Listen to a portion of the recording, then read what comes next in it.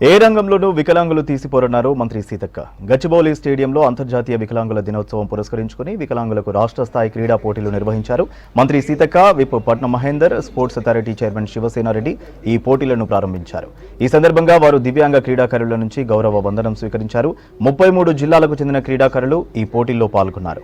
Paralympics లో పాల్గొన్న దీప్తి చేతుల మీదుగా జ్యోతి వెలిగించి పోటీలు ప్రారంభించారు. ఎన్నుకున్న రంగంపై దృష్టి పెడితే ఖచ్చితంగా విజయం సాధిస్తామన్నారు సీతక్క.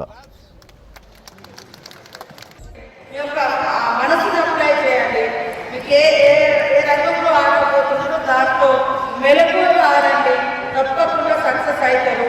ఒకవేళ ఓటమి వచ్చిన ఈనాటి ఓటమి రేపటి